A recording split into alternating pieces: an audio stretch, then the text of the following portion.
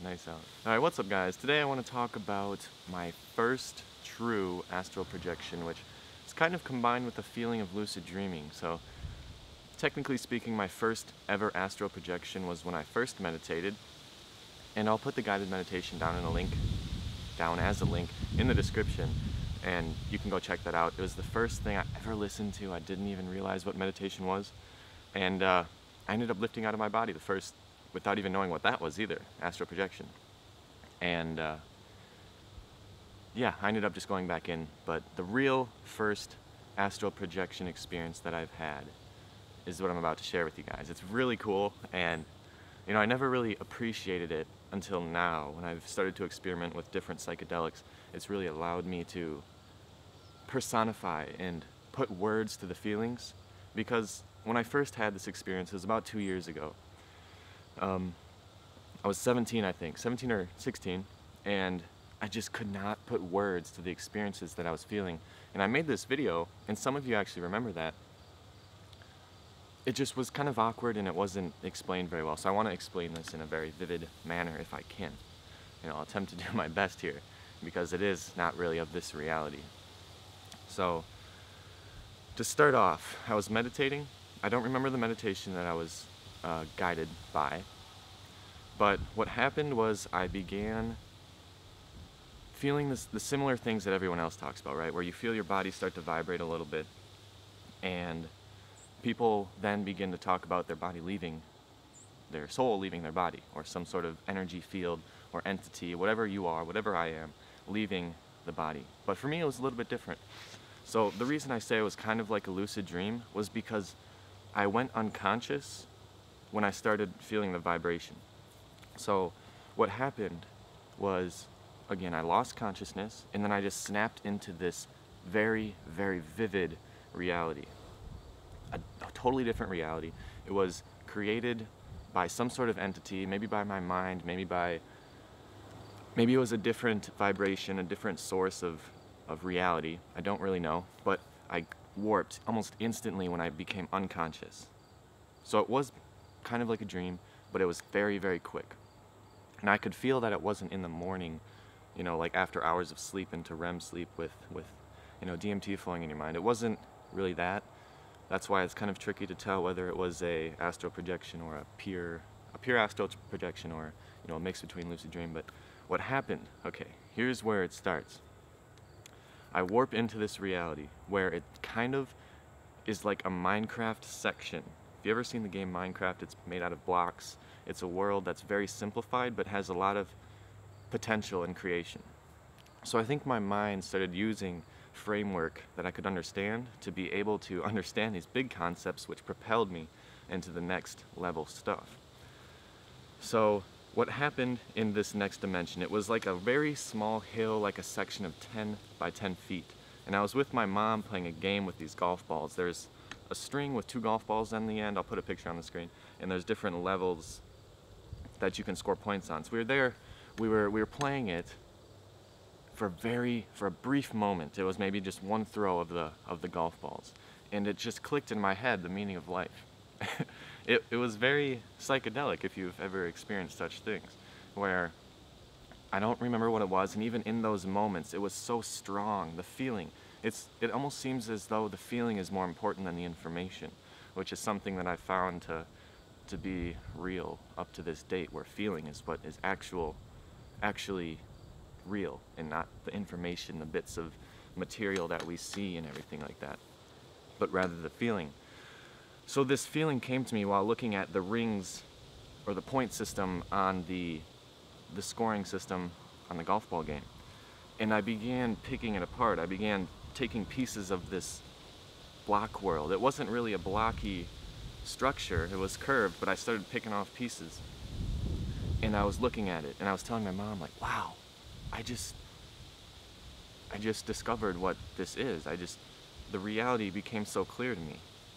And I think this was a metaphor for me to, again, propel into the next dimension, which is maybe that what I just saw was me manifesting the metaphor of life. And then what I ended up doing was, since it was only about a 10 by 10 radius, there was a tree. It was on a change in topography. There was a hill, okay? And there's a tree up in the corner of this 10 by 10 foot square, square foot land mass. And up by this tree, I noticed that there was a little sliver that I could put my hand in and rip. I could open up. And what this little piece of fabric was that was surrounding us felt like a carpet. And it was very thin, like a 2 centimeter to an inch wide. And I began peeling it apart, and it was a seam going up the wall, and I began peeling it off just like a piece of carpet on the floor. And I stepped through, and I went into this lobby. It was like a lobby in a store. It was the store. I'll get to the details in a second. It was like a big Walmart, a huge store. But I was in this lobby room where there was beings there, and they were very neutral. There's probably about 3 to 5 that were neutral. I don't remember the specific details, but again, it was more about the feeling that I had than about actually seeing the details. But I did vividly see this.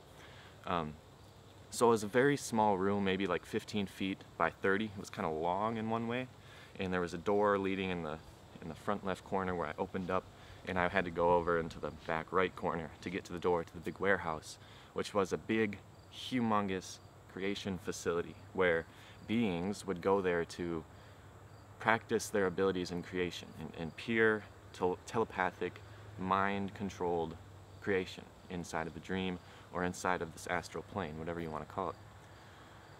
So as I ventured towards the second door into the big warehouse, again, there was a few neutral beings off to my left, and I was like, okay, what's up? They were here with me. It seemed like they were part of the education system of this astral projection plane. But there was a few that were off in this other corner that had the metaphor of darkness. There was a shadow in that corner, and there was one in particular that seemed like a lost being, one that had energy, vibrations that didn't feel like something that I wanted to be around. It was a negative entity. And whatever that entity was going through, I don't know. But it was negative, and I decided to move away from that. So there was definitely a mix of neutrality, extreme positivity, and some sort of negative, aspect. But I walked through this door, out of the lobby, into the huge warehouse, and I explained this in my dream journal as an infinitely expanding warehouse where there was just crates of creation. So crates of like balls that you can kick around, like kickballs, footballs. There's crates of huge things, the most random things you can ever think about, because what it was just the creation of our physical reality. It was people practicing the creation of using their mind to imagine the pieces that make up this world. So whatever you could imagine was in there. It was just in massive amounts too. There wasn't just one football in the crate. There was hundreds of footballs in the crate, and they were just flowing out as if there was a source of football creation. And this went down, and there became aisles of items upon items, like a supermarket. And getting way to the end, getting all the way down to the end, there was the frontier of creation, where what you would do is you would sit down. There was people there. And let's backtrack a second. When I entered the warehouse, there was a group, a very, very cool and loving feeling, just a wonderful feeling of these beings that seemed to be with me throughout my meditation experience, which I always come back to. And whenever I feel fearful, I can feel that these beings are there, and it's very weird. It's something that I cannot explain, but it feels like they were there in different meditation experiences, as well as in this astral projection experience.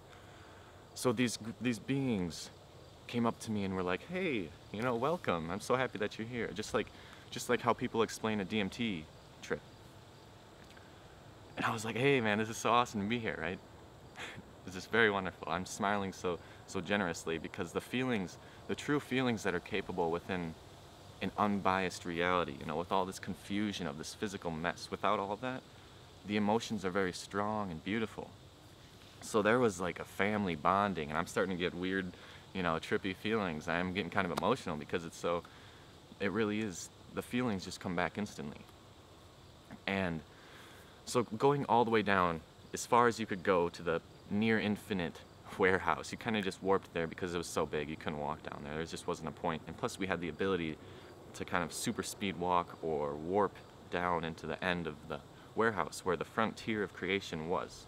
And the way the warehouse worked was there was creative beings there to practice, and there was like mentors standing behind us. So what we would do was we would sit at the end of this warehouse in a cross-legged half lotus position or lotus position, whatever you preferred. So I sat down and just did cross-legged, you know, just normal, one over the other. It wasn't lotus, it wasn't half or double lotus or whatever, full lotus. It was just me cross-legging. And there was a very familiar friend behind me, and he was like, create something. And so the first thing that snapped into my mind was the evolution of TVs, and I don't know why it was, but the evolution of TV creation. And now that I think about it, it's kind of interesting about my personality, where I take things from society that's been created already and I try to expand and go further. It's just part of my existential being. I don't know if that's the correct word, but it's part of my existence to want to go above and beyond and things. So what I did, and this is what everyone was doing, I think it's for us to all realize our potential was what this warehouse was. I created the big blocky TV that's from like the 1990s, you know, right? Or the early 2000s. It was very blocky. It was a screen that was kind of rounded and a square with a huge back end, you know. There was a ton of electronics in there because it was just like the old, super heavy TV. And I was like, okay, cool. I just created that. And what happens when I create, the reason this was an infinite warehouse was you thought of the idea, and there was just a wall in front of you. You thought of the idea, and then when everyone was ready, you'd just be focusing and focusing. When everyone was ready, the beings that were helping us would push back the wall, and it would like get instantly just snapped back 10 feet, and your vision would be in front of you. And it would be something that you could see from all angles, and it was very clear, right? So I created this Neanderthal-like TV in comparison to what's actually possible. I don't know if the wind is affecting this at all. Hopefully not. Hopefully not. I'm almost done. Give me some time, wind. And there's 3 stages to this. The next one was current televisions. We came up to the wall again. We all sat down. And it was kind of like just a blurred moment. The TVs kind of disappeared. We were in a different spot, but there was a clean wall in front of us for us to create the reality that we wanted to again, whatever it was. And again, mine was TVs. So I began imagining another TV, which was the flat screen, maybe like 2005 to 2010 style screen, where it was still kind of thick, like a plasma or LCD screen, and very flat screen, small, lightweight, you know, pretty modern in 2005 to 2010 style TVs. And again, the beings pushed it back, and we saw our creations. And again, it's part of a creation. It's just things going on in your mind, like, oh, look at that, I just made that. And it's kind of childish.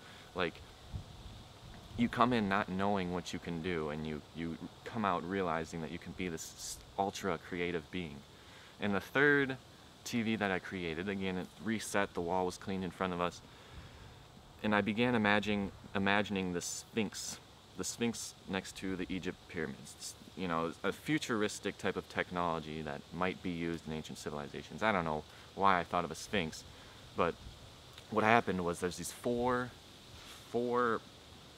light beams that came from the Sphinx. So it's like a Sphinx with its hands down like this, and then there's little projectors on his fingers, and there's projectors up top that were floating. So obviously anti-gravity or something like that. But there's 4 projectors in the corner that projected the screen in front of the Sphinx, and it became whatever the opposite of transparent is. It became translucent, and you could still see the Sphinx, but you could see the purity of the image, whatever you wanted on there. And that became a fluent, it just became complete fluidity between the creation and what I thought. So the creation began projecting things that I was thinking. It was like a television screen that actually worked. It wasn't like these old ones that were just a black screen and broken down and kind of rugged and Neanderthal-like, like stone tools in comparison to bronze, you know, or silver, you know. Yeah, whatever it is, whatever the iron. There we go. This was the iron that I was using in the world to advance the creative capacity of my mind. So unfortunately what happened after that was I was like, okay, that's very cool. And I ended up being done, the session was over, the creative urge was done, and the beings left me to my awakeful state. You know, everything just kind of faded into a darkness, into a blackness, and then I just woke up. And truly unexplainable. It was definitely, you know, something on the astral projection level. So I hope you guys enjoyed that. Projecting myself back into past experiences is always a joy for me, and I'm trying to get better at explaining stories and using my language in a way in which can create metaphors in your mind and allow you to visualize everything. So I hope that I was able to do that. I'm trying to get better at that. So if you enjoyed this story, there's more stories to come. It's gonna get more crazy. It's gonna get more crazy. And okay, yes. If you enjoyed this video, you can always subscribe, see more, and like it if you'd like. And see you later.